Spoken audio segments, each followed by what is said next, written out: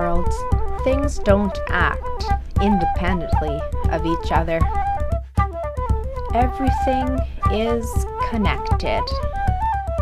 One small change can trigger other changes. Should these changes come back to impact the first change, we have what is called a feedback. A positive feedback amplifies the original change, making it larger than it would be otherwise. A negative feedback has a dampening effect, so the original change decreases.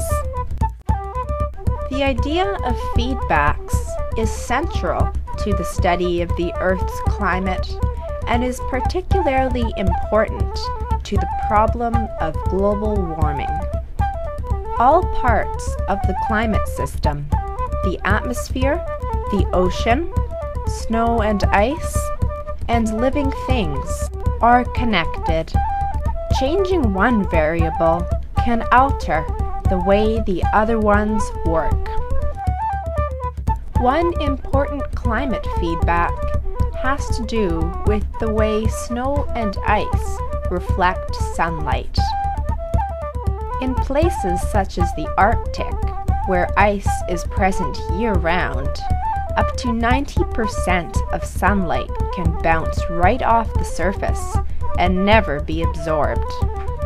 But as the world warms, some of this ice melts, exposing the ocean underneath. Water reflects much less sunlight, only about 6%. The remaining 94% is absorbed, and the water warms, which melts more ice, so less sunlight is reflected, which causes more warming, which melts more ice, and so on. Another important feedback has to do with a basic chemistry principle. The warmer a liquid is, the less gas can stay dissolved in it. This is why you shouldn't keep a goldfish on top of a television. The television warms the water, so some of the dissolved oxygen comes out, and the fish dies. A similar process occurs in the ocean with carbon dioxide. The world's oceans hold about 50 times more carbon than the atmosphere. So this carbon dioxide, which has the potential to act as a greenhouse gas, is stored in a way where it does not.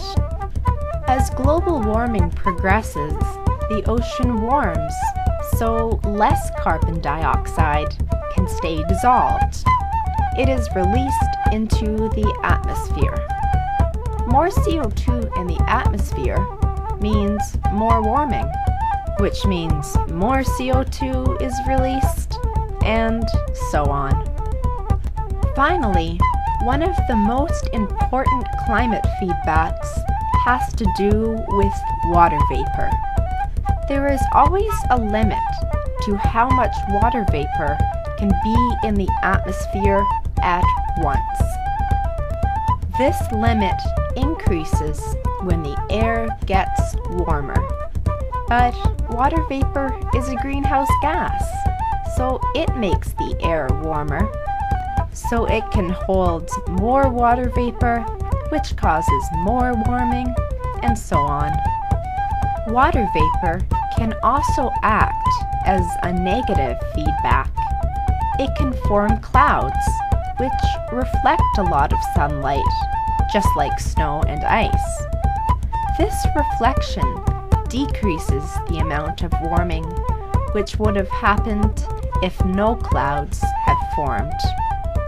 So water vapor can be both a positive and a negative feedback.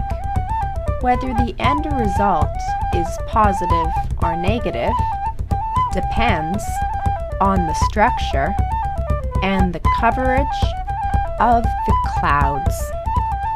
But negative feedbacks aren't going to save us from global warming.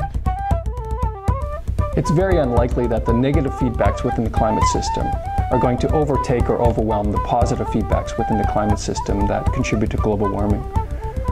Certainly there are some negative feedbacks within the climate system that tend to cool the planet, some types of clouds, for example. But the evidence clearly shows that the positive feedbacks are stronger and longer lived. The study of feedbacks is a relatively new area of research, and scientific knowledge on the topic is continually expanding. However, there is still much to be discovered. Certainly climatologists don't understand everything about the climate system. It's incredibly large and incredibly complex, but it's exceptionally likely that they've missed an important feedback within the climate system that could slow down or stop global warming.